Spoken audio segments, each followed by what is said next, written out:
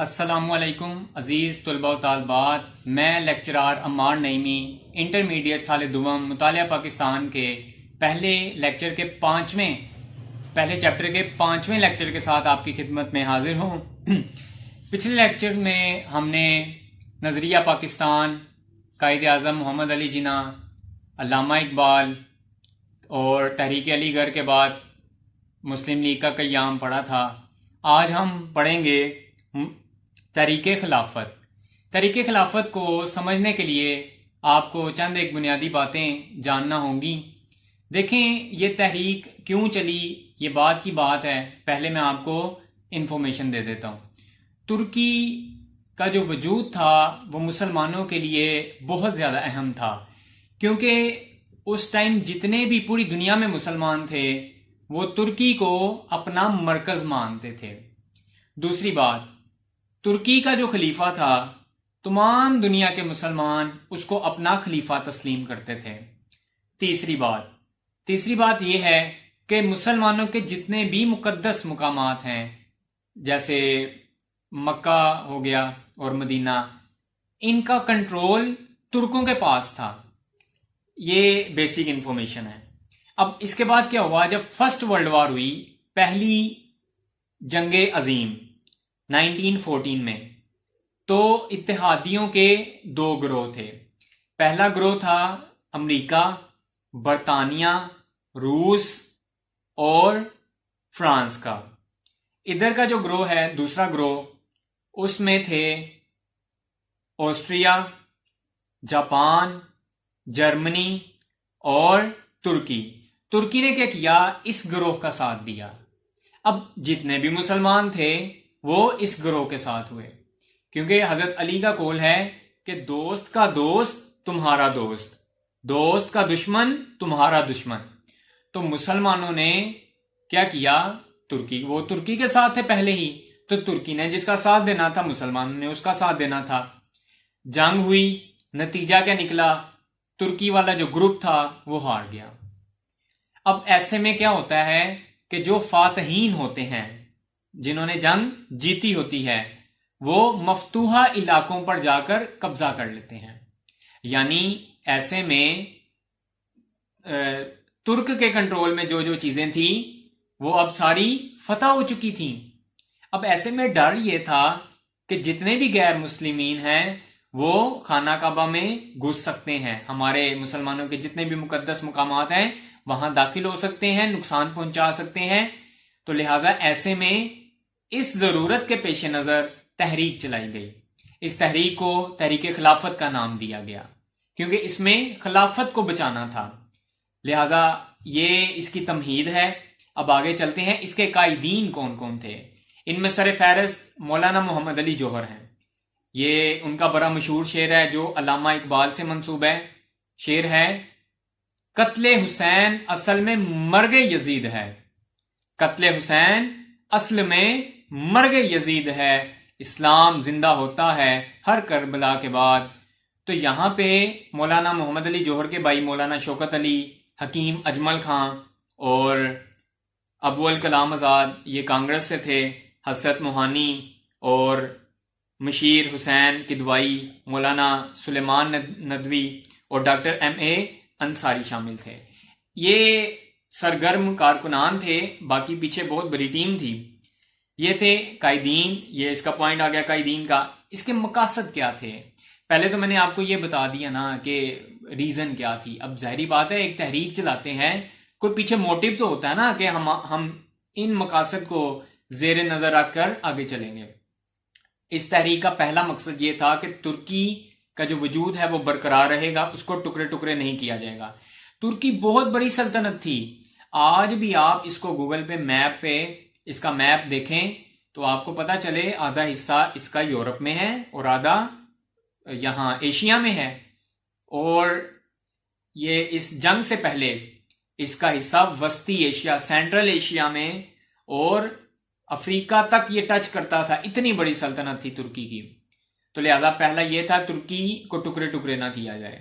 दूसरा, खिलाफत का अदारा बरकरार रहेगा, खलीफा को कुछ नहीं किया जाएगा। तीसरा इसका पॉइंट था कि हिजाज जो मुकद्दस मुकामात हैं मुसलमानों के, वहां पे कोई भी गैर मुस्लिम दाखिल नहीं होगा। ये मकासद थे।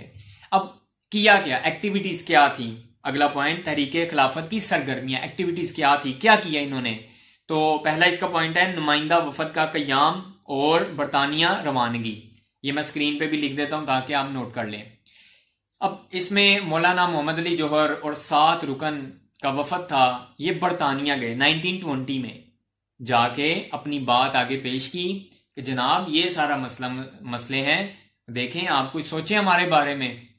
तो आगे से जो वजीर आजम था बरतानिया का, उसने कहा कि इंसाफ होगा सबके साथ, जैसा बाकी इलाकों को फतह किया जाता है तो क्या किया जाता है उनके साथ, तुर्की के साथ भी वही होगा। पहले सोच लेना था, क्यों इत्तेहादी बना, उसको पता नहीं था। तो यानी उसने इस तरह से समझाया जो वजीर आजम था। तो ये लोग जो थे क्या कर सकते थे, मजबूर थे, तो लिहाजा बेबस होकर वापिस आ गए।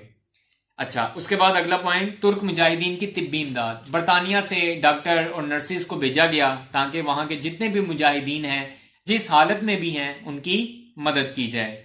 तीसरा पॉइंट, तुर्क हुकूमत की मुआशी इमदाद।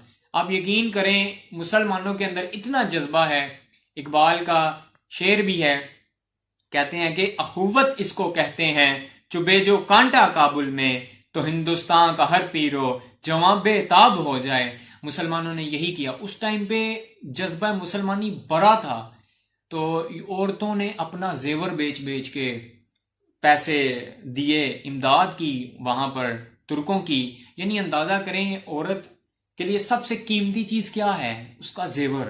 पैसा जोड़ जोड़ के जेवर बनाती है। लेकिन बात आ गई थी मुसलमानी की, अपने जज्बा ईमानियत की, तो वहां पे फिर ये मादी चीजें नहीं देखी जाती, दे दिया, कुर्बान कर दिया। उसके बाद चौथा पॉइंट, तहरीके खिलाफत में मुस्लिम सहाफत का किरदार। जितने भी सहाफी थे इन्होंने अपने अखबारात में लिखा, जैसे मौलाना जफर अली खान थे, इन्होंने अपने अखबार जिम्मेदार में, मौलाना आजाद ने अपने अखबार अल हिलाल में, और मौलाना मोहम्मद अली जौहर ने कॉमरेड और हमदर्द में। ये एमसीक्यूज भी हैं कि ये अखबार किसका है, ये अखबार किसका है, ये मैं स्क्रीन पे लिख देता हूं। उसके बाद अगला पॉइंट, पांचवा पॉइंट है अली बरादरान का किरदार। आप यकीन करें सबसे जो सरफहरिस्त किरदार था वो अली बरादरान थे। हर गली गली में यही नारा था कि कहती है अम्मा मोहम्मद अली की, जान बेटा अपनी खिलाफत पे दे दो। कि यानी मां ने अपने बच्चों की तरबियत ही ऐसी की थी कि ऐसे मुश्किल हालात में अपनी जान देने से भी गुरेज नहीं करना। अच्छा, उसके बाद है तहरीके खिलाफत में गांधी का किरदार। कहते हैं कि जब आप मुश्किल में होते हैं तो आपका दुश्मन फायदा उठाने आ जाता है। गांधी ने भी यही किया। बज़ाहिर वो शरीक होता रहा तहरीके खिलाफत के, जितने भी वो तेरे जुलूस वगैरह उनमें शामिल भी हुआ। तो इसने मशवरा दिया गांधी ने तमाम मुसलमानों को कि आप लोग अपनी जायदादें बेच के यहां से निकल जाएं और अपनी प्रॉपर्टी ऑफिस से निकल जाएं, अपने लकब अलकाब जितने भी मिले हुए हैं वापस कर दें और अपना सामान लेके अफगानिस्तान चले जाएं, किसी मुस्लिम मुल्क चले जाएं। सीधी साधे मुसलमान, ना इनके पास शाऊर, सियासी शाऊर, ना अकल, कुछ भी नहीं। इन्होंने क्या किया, बातों में आए, अपना सामान बेचा और अफगानिस्तान चले गए। उन्होंने क्या किया, दरवाजे बंद और कहा चलो वापस चलो, इतनी बड़ी तादाद में हम लोग आपको कहां पे पनाह दें। तो जब ये इन अफगानियों पे मसला आया था, तब पाकिस्तान ने कितने अफगानी पाबंदों को जगह दी थी, पाकिस्तान में अपने दरवाजे खोल दिए थे सरहद के। लेकिन इन्होंने क्या सलूक किया था, ये भी एक माजी का एक हिस्सा है। बहरहाल मुसलमान जलीलो खार हो गए। 5 लाख से 20 लाख मुसलमान जलीलो खार हुए थे। किसकी वजह से? गांधी के मशवरे की वजह से। अच्छा, खैर इसका अंजाम क्या हुआ, ठीक है, अब मैं इसको कंक्लूड करता हूं। सबसे पहला वाकया चोरा चोरी। इसमें क्या हुआ था कि गांधी ने क्या किया, देखा कि काफी ज्यादा जो लोग हैं उन्होंने गाड़ियों को आग लगा दी है। तो गांधी ने कहा कि भाई इसको अब खत्म कर देना चाहिए। तहरीके खिलाफत से उल्टा यहां पे नुकसान हो रहा है, हंगामे हो रहे हैं। तो उसके बाद इसमें एक सिपाही था, उसकी जान भी चली गई थी। दूसरा पॉइंट, मुस्तफ़ा कमाल पाशा का किरदार, ये तुर्क जर्नैल था। अब जो यूनानी थे ना, उन्होंने कहा कि अभी भी हमने तुर्की की जान नहीं छोड़नी, हमने अभी नुकसान पहुंचाना है। तो ये जो जनरल था, इसने इसके खिलाफ जंग की। ये आप सेकंड ईयर में ये इंग्लिश में पढ़ेंगे इसके बारे में। तो जंग की और जीता भी ये यूनानियों के खिलाफ, यानी ग्रीक जो थे। और नतीजतन इसने क्या किया, तुर्की में खिलाफत का जो अदारा था खत्म कर दिया और खुद उस मुल्क का जो बन गया रहनुमा सरबरा। तीसरा पॉइंट और आखिरी पॉइंट है माहिदा लोजान। ये माहिदा लोजान क्या है, इसमें क्या किया, जितने भी इत्तेहादी ग्रुप था यानी बरतानिया, अमेरिका वगैरह, मुस्तफ़ा कमाल पाशा ने इनसे जाके एग्रीमेंट कर लिया। एग्रीमेंट क्या किया कि जो वस्ती एशिया है, सेंट्रल एशिया और अफ्रीका का जो हिस्सा है, जो सरहद तुर्की की टच करती है उन्हें, वो अब हमारे कंट्रोल में नहीं रहेगी। हमारे पास सिर्फ एशिया और जो यूरोप को टच कर रहा है इतनी सल्तनत रह जाएगी। वो नए ममालिक वजूद में आ गए, वो जो बाकी हिस्सा था उसका, तुर्की का, तो टुकड़े टुकड़े तो हो गया तुर्की। दूसरा मुआहिदे में क्या हुआ कि जितने भी मुकद्दस मुकामात थे वो अरबों के हवाले कर दिए गए। अब ये जो हम कहते हैं ना सऊदिया अरेबिया, ये अरब था। साउद कहां से आ गया, अल साउद, वो वहां का जो था लीडर बना, उसने अपने नाम से फिर मुल्क किया अल साउद। तो ये एक तो मकसद पूरा भी हो गया मुसलमानों का, क्या कि मुकद्दस मुकामात को कुछ भी नहीं किया जाएगा और कंट्रोल अरबों को मिल गया, जो अभी तक चल रहा है। और 2023 में ये माहिदा लोजान खत्म हो जाएगा। अच्छा, उसके बाद तीसरा जो था, खिलाफत तो खुद ही खत्म हो गई थी। ये मुसलमानों का तकाजा था कि खिलाफत रहनी चाहिए, लेकिन खिलाफत खत्म हो गई मुस्तफ़ा कमाल पाशा के बाद। तो यहाँ पे फिर बरसगीर में उस तहरीक का चलने का कोई मायने ही नहीं रखता था।